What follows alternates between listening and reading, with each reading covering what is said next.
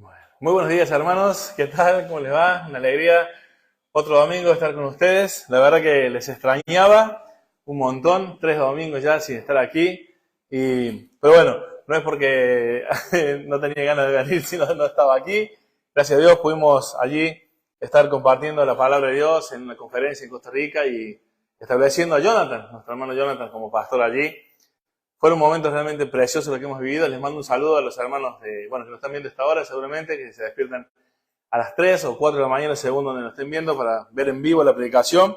Les mando un abrazo. Y hermanos, queremos seguir compartiendo acerca de la palabra de Dios en cuanto a la armadura del creyente, ¿sí? Y hoy realmente las canciones realmente estuvieron pertinentes a lo que estuvimos hablando. El Señor vendrá, lo vendrá a buscar. Y la verdad que el yelmo de la salvación nos toca como esta arma, parte de la armadura del Señor que nos ha provisto. Y le invito allí a Efesios capítulo 6, versículo 17. Y haciendo un poco de resumen de lo que estuvimos viendo, ¿no?, acerca de la armadura, hemos estado hablando del cinto de la verdad, de la coraza de justicia, ¿no?, del escudo de la fe y de los calzados con los pies del apresto del Evangelio. Y cada una de esas áreas de la armadura fueron, creo yo, por lo menos para mi vida, claves en el entendimiento. Lo hemos visto expositivamente a cada uno de estos versículos. Y hoy también seguiremos hablando del versículo 17, que dice: y tomad el yelmo de la salvación y la espada del Espíritu, que es la palabra de Dios. Claramente ahí ya el Señor nos ha dicho qué es la espada del Espíritu, ¿no?, que es la palabra de Dios. Pero ¿qué es el yelmo de la salvación? Y espero que esta mañana nos pueda quedar claro qué es el yelmo de la salvación, ¿no? Hoy vamos a ver qué es y para qué sirve, o a qué se refiere con el yelmo de la salvación, ¿sí? Y vamos a ver que, como hemos visto, que le he compartido con Julio y con Edward y así, que mucha gente tenía un entendimiento sobre estos pasajes, no mal, pero sí hablando de lo que el pasaje implica y no lo que significa, ¿no? Muchas veces no estamos equivocados en lo que creemos, pero solamente entendemos lo que implica el pasaje y no lo que significa, ¿no? Por ejemplo, ¿se acuerdan cuando vimos el calzado de los pies con el apresto del Evangelio? Muchos decían, ¿ves? Tenemos que estar preparados para ir y predicar el Evangelio a los demás. El pasaje significa que el Evangelio nos tenemos que predicar a nosotros mismos, porque eso nos fortalece, nos hace firmes, nos hace constantes para la lucha. Por supuesto que una implicancia y un significado práctico sería ir y predicar el Evangelio, ¿no? Por eso debemos estar preparados. Pero el significado era para nosotros, es la lucha nuestra, está hablando de creyentes, que la lucha es contra el enemigo. Y en cuanto al yelmo de la salvación, también quizás hoy, por la gracia de Dios, también puedas quitarte quizás una mala enseñanza de lo que es el yelmo de la salvación. Saben que el yelmo es el casco del soldado, ¿no? En esta analogía de la guerra, el casco del soldado se refiere a este yelmo, a este casco. Y dicen que es un yelmo de la salvación. Y claro, querido hermano, en la guerra, si ustedes se fijan, el casco es muy importante. Así también lo era, recuerdan, el calzado. Decíamos que si un soldado no está bien calzado, en los momentos de guerra, en aquellos tiempos, como hace Pablo en la analogía, recuerdan, era pedregales, espinos, montañas, imagínate. Si no tenías un muy cansado, normalmente podías quedar herido de tus pies y quedar sin poder caminar y eras blanco fácil del enemigo. Bueno, así es la importancia del calzado, también es el casco del Evangelio. Lo que nos protege la cabeza, ¿no? Ahora, realmente esta parte del arma, realmente no es algo que nosotros podamos haber conseguido. Este casco de salvación, que ya vamos a ver, que es la esperanza de salvación, es algo que consiguió, no por nuestros méritos, sino el mismo Señor Jesucristo, que fue quien consiguió esta esperanza que vos y yo tenemos de salvación. Ahora, vamos a ver muchos pasajes, ¿sí? Pero yo quería empezar diciendo algo importante. ¿Cuál sería lo que nos impide tener este casco, que es la esperanza de salvación? Una de ellas, queridos hermanos, es la mala doctrina, las malas enseñanzas. Si podemos entender que el casco de la salvación es esta esperanza de salvación que tenemos, hay mucha gente que hoy en día cree que la salvación se pierde. Entonces, claro, imagínate, esta mala doctrina hace que nosotros estemos sin casco, que no tenemos protegido nuestras mentes, nuestros corazones acerca de la esperanza que tenemos. Y ahí dice, y tomad en la esperanza de salvación. Literalmente está diciendo eso. Póngase el casco, la esperanza de salvación. ¿Qué pasa cuando hay una mala doctrina? Mucha gente está viviendo desprotegida. Es como si alguien te dijera, mira, vamos a correr, pero al final, vamos a luchar, pero al final, no sé si lo vamos a ganar. ¿Ustedes recuerdan el libro Apocalipsis? ¿Es un libro fácil o complicado? ¿Ah? ¿Fácil? Complicado. ¿Complicado o fácil? Claro, según como lo veas. Yo te voy a decir algo. El libro de Apocalipsis es fácil. Tiene un mensaje. ¿Sabes cuál es? Somos los vencedores. Si tú tienes que tener el libro de Apocalipsis, somos los vencedores. Y acá no estoy haciendo como hace mucha iglesia, diciéndote tú eres un campeón. No. No estoy hablando de esos campeones. Estoy hablando que por medio de los méritos de Cristo en la cruz, vos y yo podemos tener esperanza de vida eterna. Eso dice literalmente, como resumen, lo que es el libro de Apocalipsis. Un día estaremos con Él. Un día la lucha se acabará. Ese sería el mensaje principal de Apocalipsis. Ahora, vamos a hablar un poquitín de teología, pero un poquitín. Así no me parezco aburrido. ¿Y por qué es importante la teología? A veces decimos, bueno, no hace falta estudiar teología. Y la verdad que voy a usar una frase que leí en un libro que decía, si no estudias teología, tú puedes saber muchísimas cosas de Dios y creer muchísimas cosas de Dios. ¿Amén? Sin estudiar teología. ¿Amén? El problema es que nunca sabrás si estás en lo cierto. O estás creyendo cosas equivocadas. Entonces, así de claro y así de importancia es la teología. Así que vamos a ver a qué se refiere este yelmo de salvación. Y para ello te decía, vamos a ver un poquitito, ¿no? de teología. ¿Y a qué se refiere? Primero vamos a ver que nuestra salvación tiene una forma de pasado, una forma de presente y una forma de futuro. ¿Sí? Y vamos a ver bíblicamente si lo que yo estoy diciendo es así. Porque, como dije en la conferencia, la predicación de los pastores, Julio, mía y de cualquier pastor de este mundo y el más preparado de este mundo, no es inspirada. Lo único inspirado es la palabra de Dios. Así que vamos a ir a ver lo que dice la palabra de Dios. Amén. Vamos a ir, acompáñenme. Primero vamos a ver un pasaje de Lucas 11:23. 11:23. Lucas 11:23 dice algo muy importante con respecto a esto de las malas doctrinas o de no obedecer o de pensar que estamos en Cristo o no estamos en Cristo. Querido hermano, este es un mensaje, este es un mandamiento, tomar el yelmo de salvación para creyentes. Estamos hablando de creyentes. Y como si somos creyentes, somos hijos de Dios, tenemos esta armadura para poder disponer de ella. Lucas 11:23 nos dice, espero que enfoque. Lucas 11:23, te voy a tener que cambiar de Biblia. 11:23. El que no es conmigo, contra mí es, y el que conmigo no recoge, desparrama. Queridos hermanos, este es un mensaje para creyentes. Este es un mensaje a aquellos que sí o sí, como creyentes, saben, entienden que están en una lucha. Querido hermano, ¿estás o no en Cristo? Porque, como decía Julio, un verdadero creyente es alguien que está esperando y deseando y amando la venida de Cristo. Pero vemos a un montón de creyentes creyendo que nuestra mejor vida está aquí. Guarda. Hoy tenemos a un montón de creyentes poniendo la mirada en las cosas que podemos obtener aquí, como si nos pudiéramos llevar algo de aquí. Hoy nuestra paz depende de las circunstancias de este mundo. ¿Y Jesús qué dijo con respecto a la paz? Mis pasos dejo, mis pasos doy. ¿Y qué dijo? Y no como el mundo la da. O sea que mirá, hay muchas cosas que los creyentes estamos buscando en este mundo que no vamos a encontrar. Estamos poniendo la mirada en cosas donde no la tenemos que poner. Por eso es que muchas veces encontramos a creyentes que han dejado de luchar. Mi pregunta es, ¿un verdadero creyente dejará de luchar? No. Nunca. Algo que también compartí con la iglesia de Costa Rica, hermanos, es que no hay un pasaje en la palabra de Dios que hable de un creyente y que no hable de acción.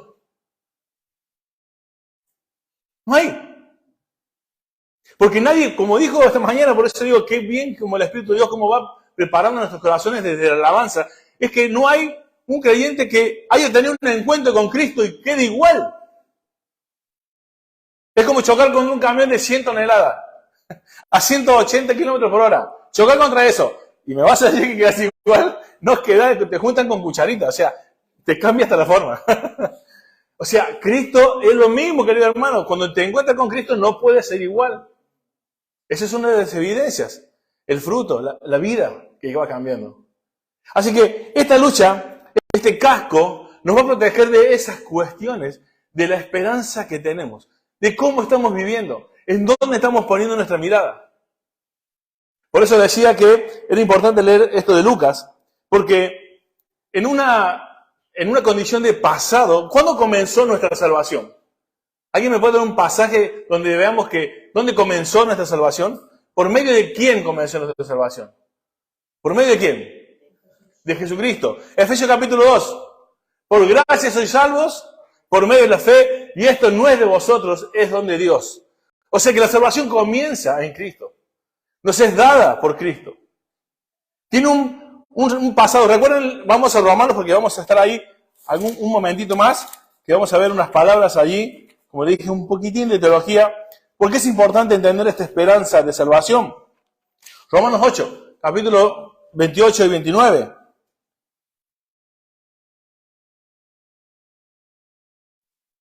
Vamos a ir leyéndolo y lo vamos a ir desglosando.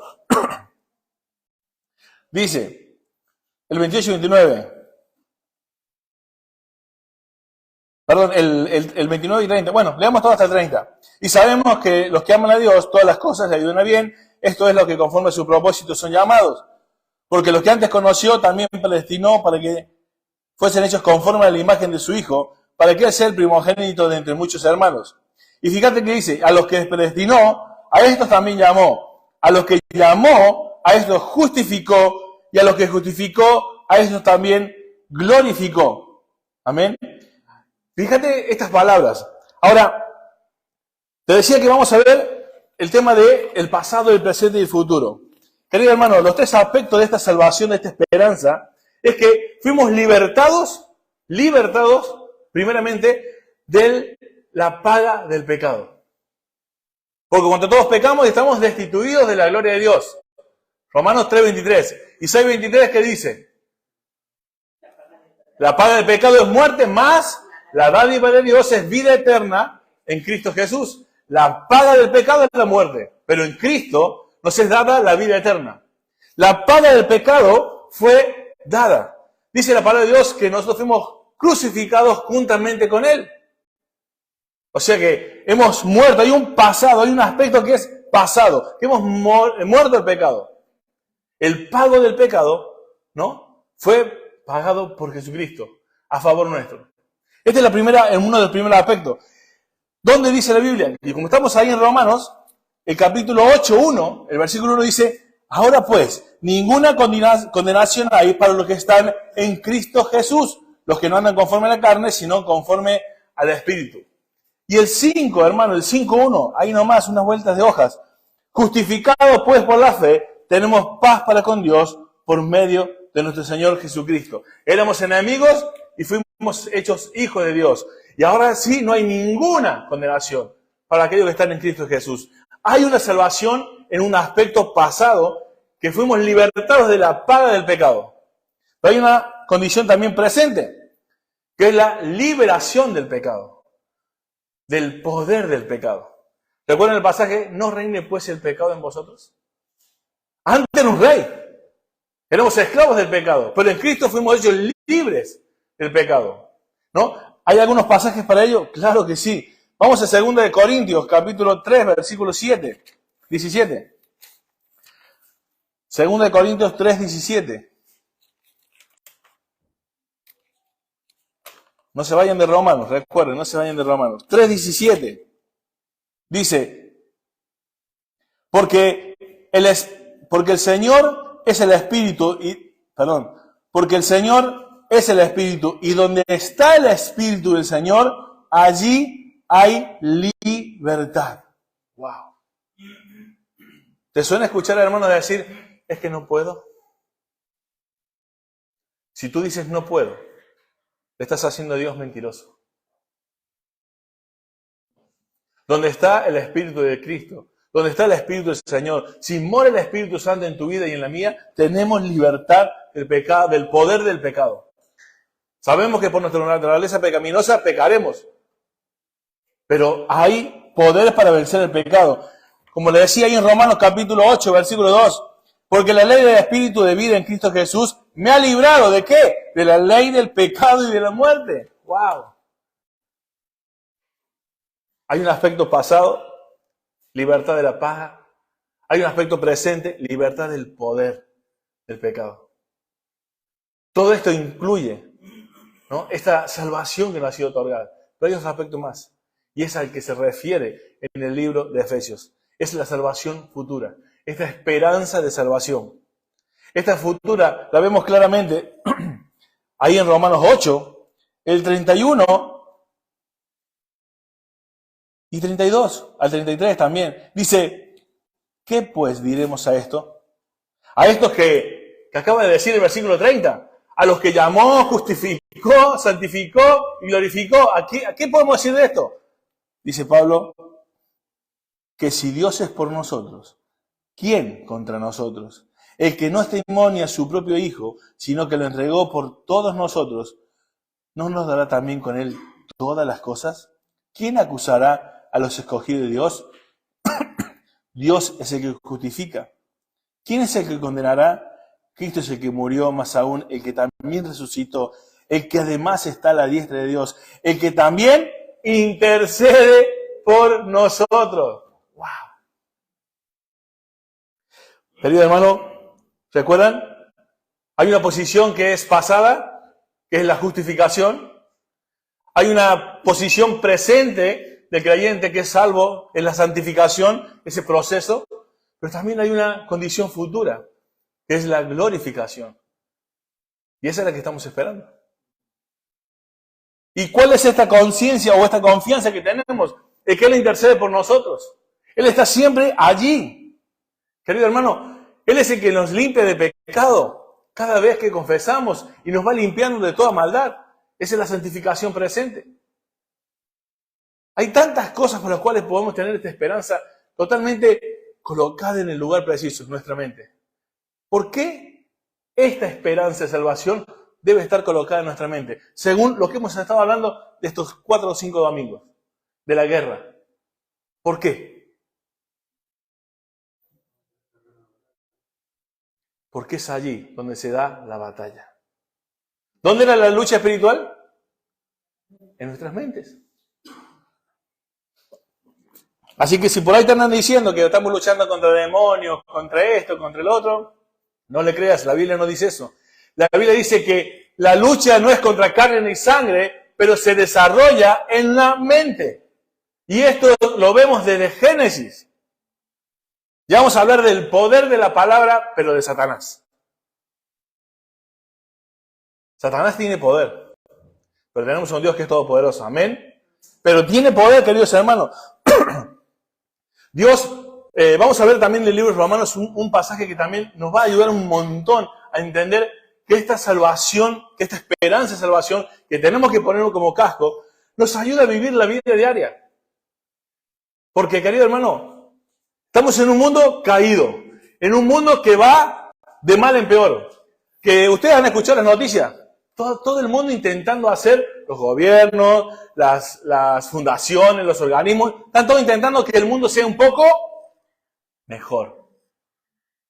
Querido hermano, la única vez que este mundo va a cambiar, va a mejor, va a ser perfecto, es cuando venga Cristo. De aquí en adelante vamos a peor. Dice la palabra de Dios, no lo digo yo. ¿Dónde lo dice? Vamos a Romanos capítulo 8, estamos allí, versículo 22. Mira lo que dice.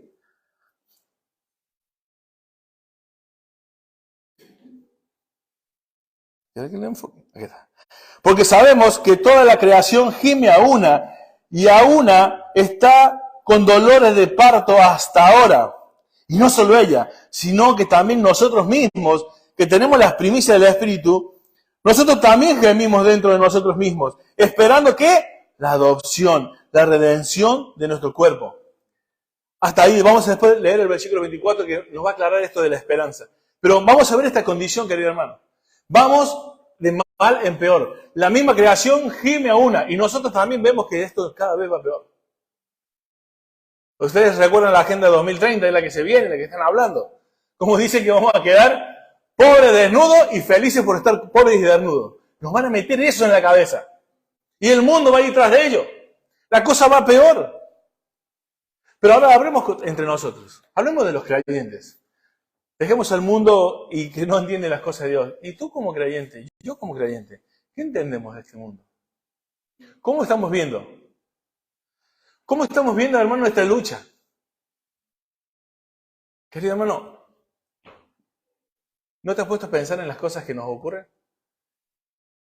Que parece que estamos haciendo todo bien y lo mismo terminamos pasándola mal. A veces esta ley universal que es la siembra y la cosecha. Si uno siembra papas, ¿qué va a cosechar? Papas. Pero esto es una ley del mundo. Porque vos y yo podemos estar sembrando en nuestra vida servicio, buena actitud, buenas obras, pero sin embargo, ¿qué podemos llegar a cosechar en este mundo? Rechazo, traición, problemas. O de que conoces a Cristo, la vida te fue mejor. Porque si la vida después de conocer a Cristo te fue mejor, hermanos, créeme que dejaría de creer en la Biblia. Porque la Biblia dice que cuando te constituyes amigo de Dios, te constituyes enemigo del mundo. El mundo ama lo suyo. ¿Y nosotros los creyentes de qué somos? ¿De quién? De Cristo. Así que este mundo, querido hermano, a ti y a mí no te puede amar. Si te ama, es porque eres de Él. No lo digo yo. Lo dice la Biblia en 1 Juan. Así que, hermano, si tú eres de los cristianos que todavía viven muy guay y le cae bien a todo el mundo, quizás no estás viviendo un cristianismo. Porque dice la Biblia que el que quiera ser mi discípulo padecerá persecución. No améis al mundo ni a las cosas de este mundo. La vanagloria de la vida, de los ojos, de la vida, los deseos de la carne. Querido hermano, estamos siendo influenciados y desanimados por un montón de cosas en esta lucha de la vida cristiana. Y lo único que nos puede mantener centrados es la esperanza futura que nos espera. ¿Tú te imaginas que esta esperanza que vos y yo tenemos sea solamente pasado y presente? ¿Y que no sea futura? ¿Sabés qué significa esto, hermano? ¿Por qué es tan importante este yelmo, este casco, esta esperanza de salvación? Porque es como decir, hermano Julio, corre, haz lo mejor que puedas en esta vida. Corre, corre, corre, corre, corre. ¿Y hasta cuándo, Señor? Tú corre. Pero, Señor, tú corre. ¿Y no hay un final? ¿No hay una meta? Pablo decía, prosigo la meta. ¿Cuál es la meta entonces? Si corremos sin esperanza.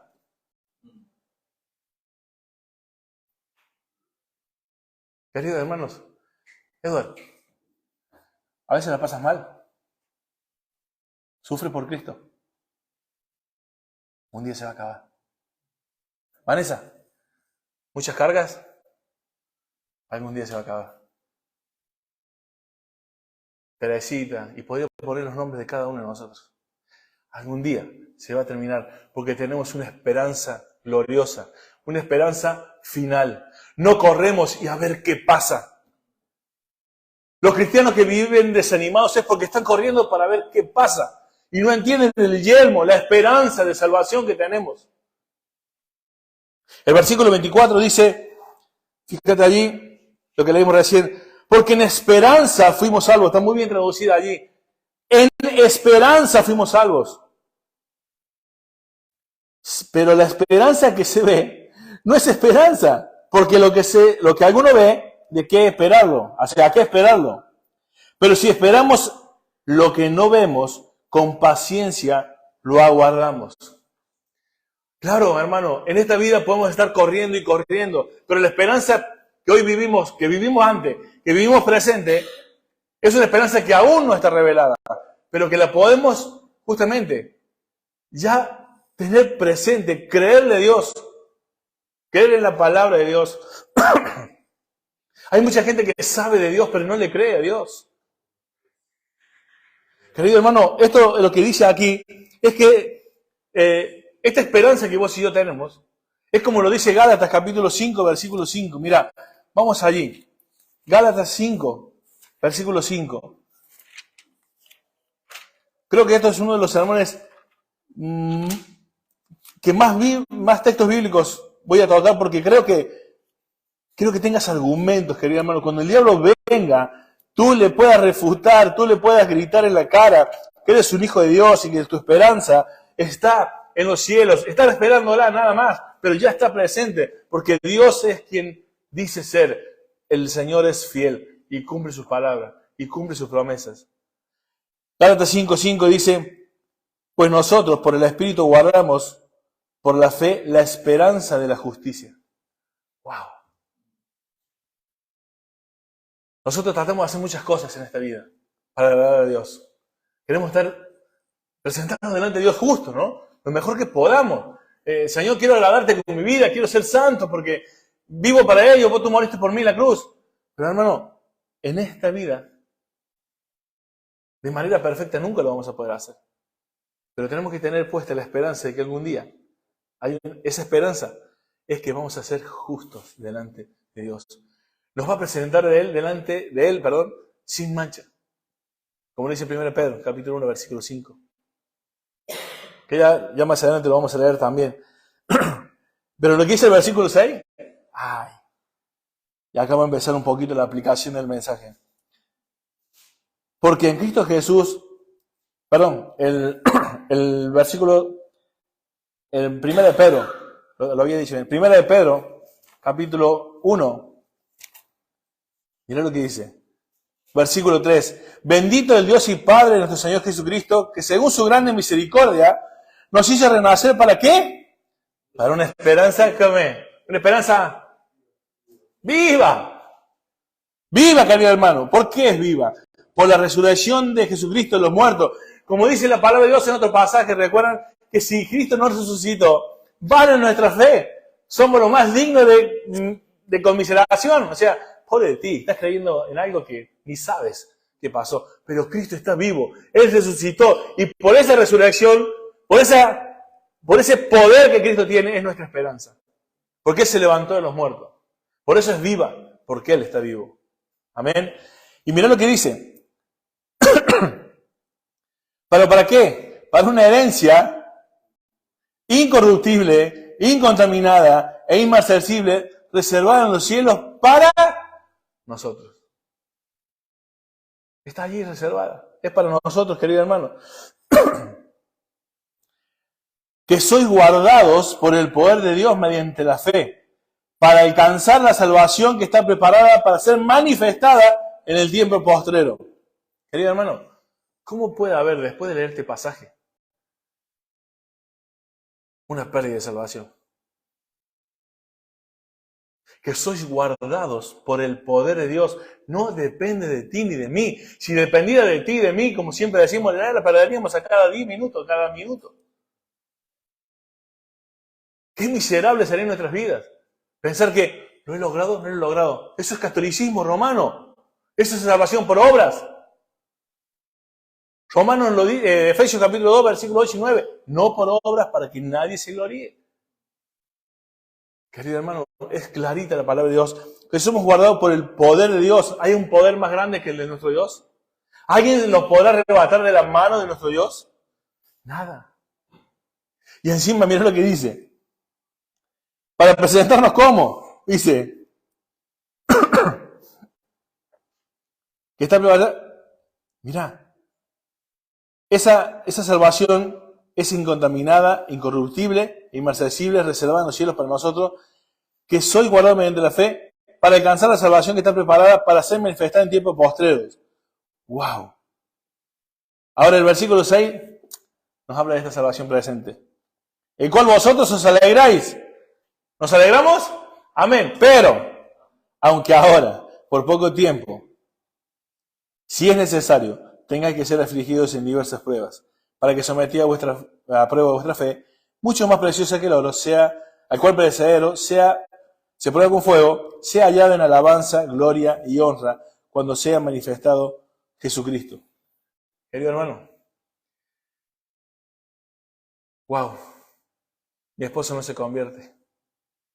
¿Para qué seguir luchando? Hago de todo y no pasa nada. Mi esposa no se convierte. Mira lo que me pasa con mis hijos. Estoy cansado de luchar.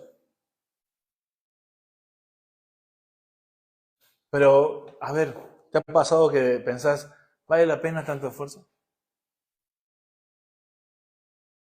¿No te viene a la memoria decir, wow, tantas cosas que hago y parece que no sirviera para nada? Pero nuestros hijos, ¿cuántas veces les he repetido lo mismo y siguen igual? Nosotros mismos, cuando vivimos nuestra vida, decir, siempre estoy en el mismo lugar todavía. ¿Qué no puedo cambiar?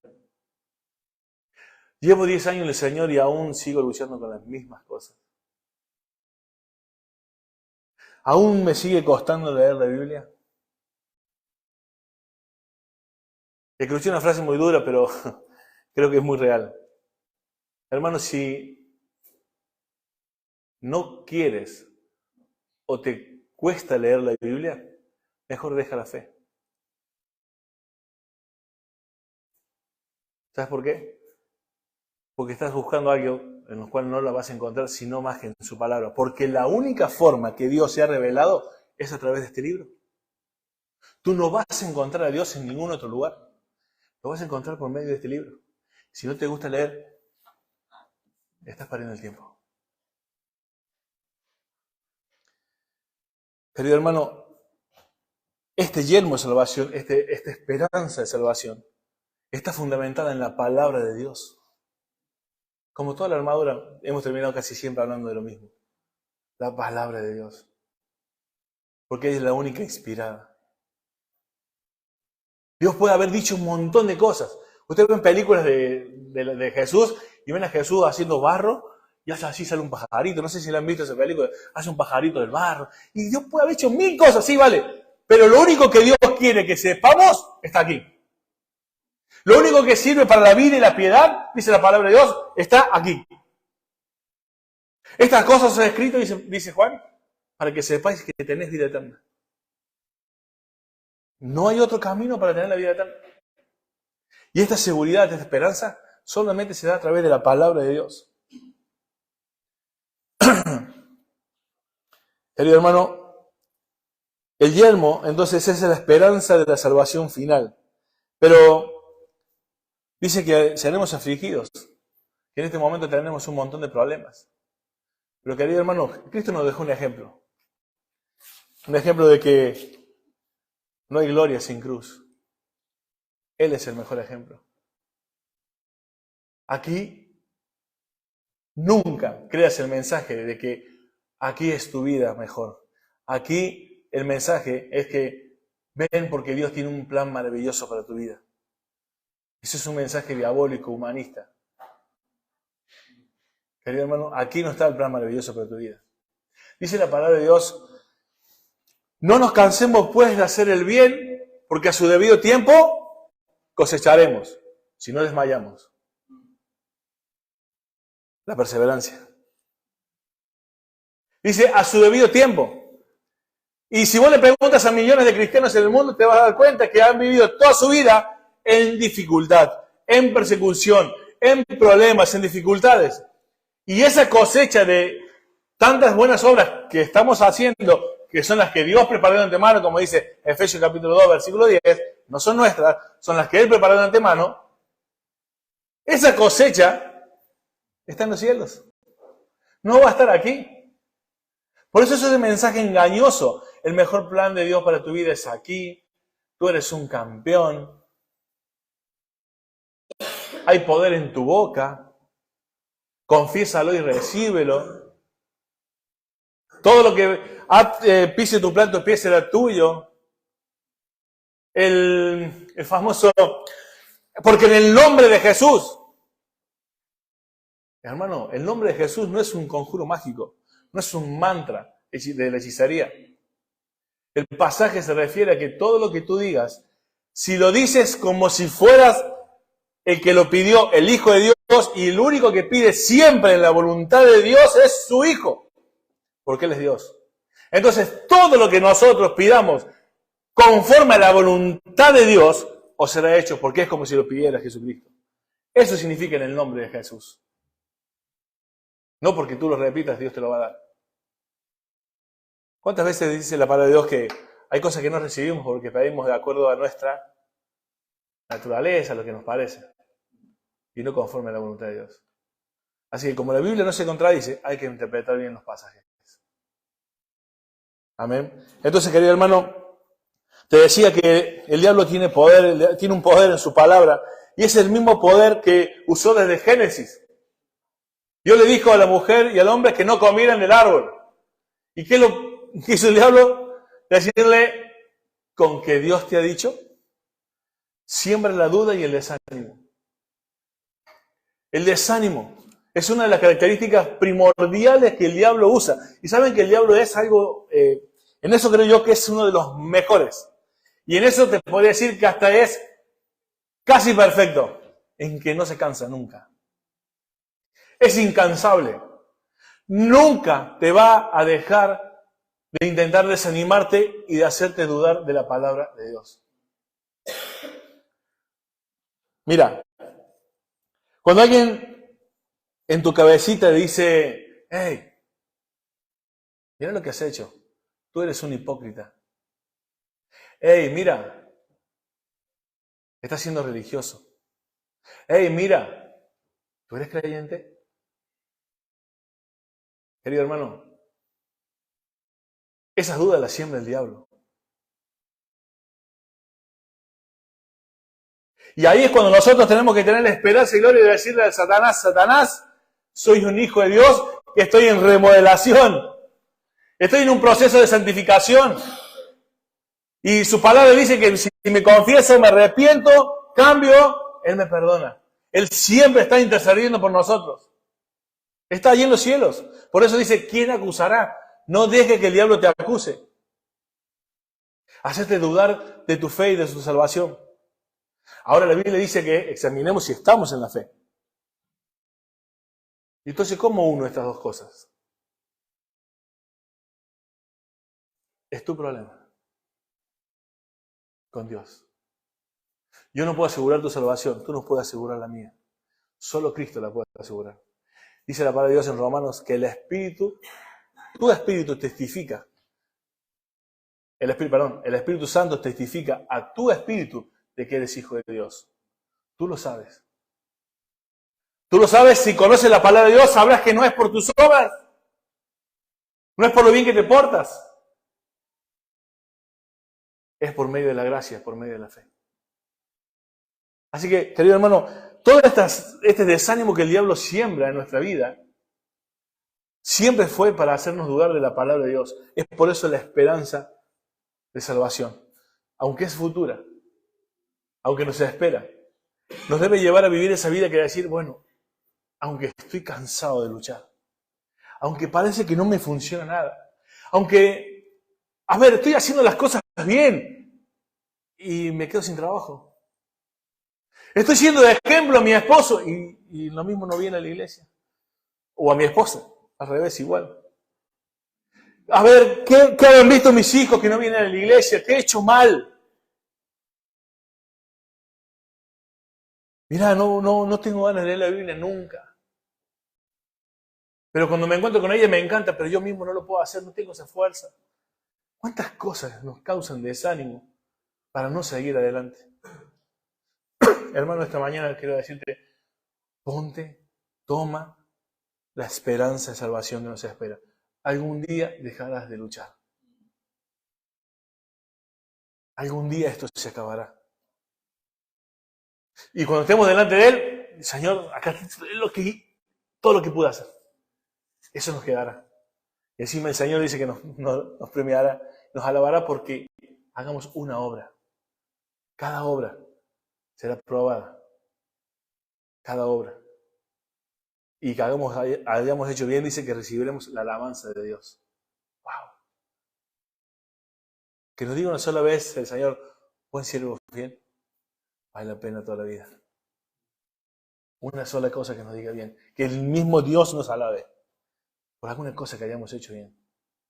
Ya vale la pena. Todo lo que hayamos podido pasar en esta vida. Queridos hermanos, es muy fácil desanimarse. Y a veces, a ver si me pasó solamente a mí, después de una gran victoria, de ver cómo Dios obra, a los 2 días estás ahí. No sé, no quiero ir a la iglesia, no quiero hacer. Pero ¿cómo? Es muy fácil desanimarse. ¿Quieren un ejemplo de la Biblia?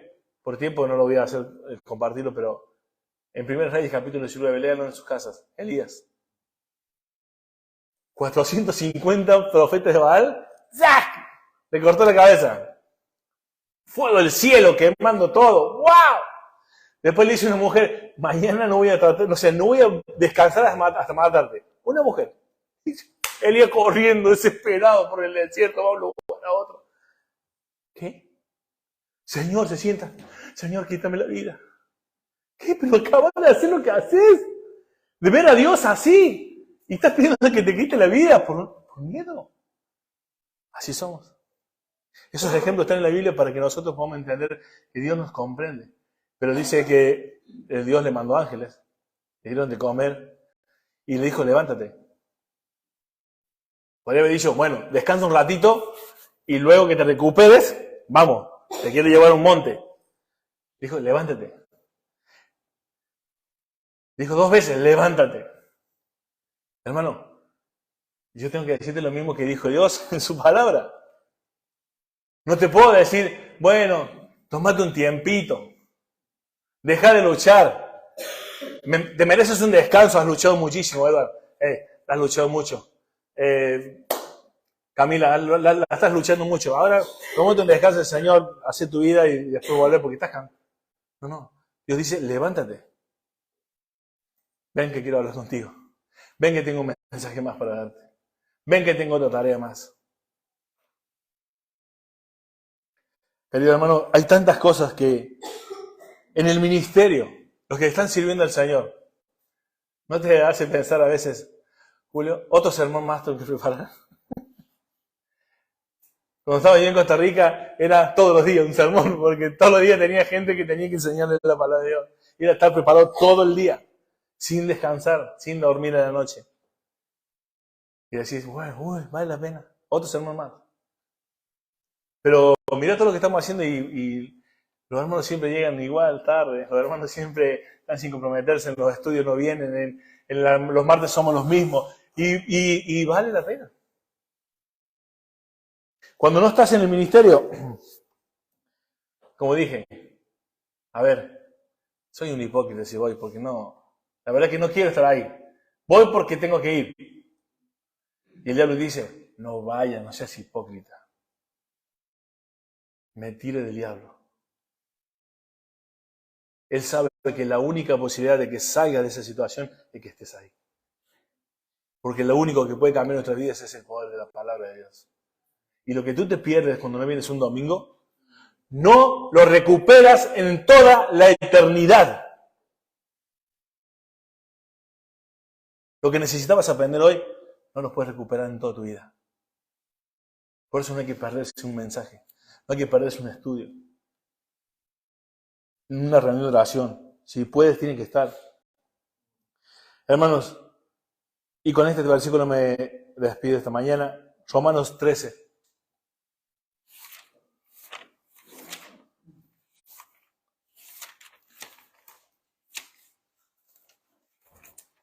Romanos capítulo 13, versículo 11 al 14.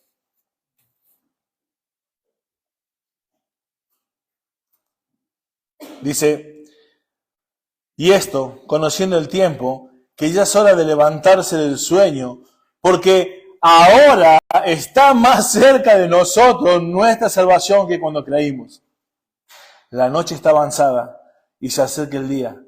Desechemos pues las obras de las tinieblas, vistámonos de las armas de luz y andemos como de día, honestamente, no en glotonerías y borracheras, no en lujurias y lascivias, no en contiendas ni envidia, sino vestidos del Señor Jesucristo y no proveáis para los deseos de la carne. Hermano, falta poco. Estamos más cerca de nuestra redención, estamos más cerca de nuestra salvación que cuando creímos. Entonces, ¿qué tenemos que hacer? Desechar, vestirnos, andar y no proveer para los deseos de la carne. Amén. Dios los bendiga, hermanos. Oremos. Dios y Padre, te doy muchísimas gracias por este día, Señor, que nos has regalado. Nos has permitido volver aquí, Señor, a la iglesia, como cada semana, y es tan importante, Señor, tu palabra para nuestras vidas. Tan necesaria, Señor. Es tan necesario reconocernos necesitados de ti, Señor, cada día, para así poder ser transformados, Señor. Porque tú no desprecias un corazón contrito y humillado. Porque tú bendices y haces a tus hijos, Señor, aquellos que reconocemos nuestra bancarrota espiritual. Señor, un día, Señor, creímos en ti. Un día, Señor, realmente te entregamos nuestra vida. Señor, gracias porque en ese día en adelante nos espera una salvación, Señor, que tú has provisto para nosotros. Señor, gracias porque aún lo que nos espera, pero ahora en el tiempo presente, Señor, tú nos ayudas en cada momento. Tú has prometido que estarás con nosotros todos los días hasta el fin. Y, Señor, es algo que podemos vivir. Señor, yo te ruego que limites la obra del diablo en la vida, en las mentes, en nuestros corazones, Señor, para que no siembre el desánimo ni la duda. Señor, un día estaremos contigo, te veremos cara a cara, entenderemos y veremos tal cual eres, Señor. Y gracias, Padre, porque toda esta esperanza, Señor, tú la has dejado por medio de tu palabra. Señor, ayúdanos a aferrarnos a ella para vivir en esta vida, desechando, no andando en los deseos de la carne, sino vestidos, Señor, como si realmente te conociéramos. Señor, no solamente has morado en nosotros, moras en nosotros, sino que quieres reflejarte a través nuestro. Ayúdanos, Señor, a no solamente ser, sino también parecer hijos tuyos. Te damos muchísimas gracias, Señor, por tu palabra. Bendecirnos en el nombre de tu Hijo Jesús. Amén.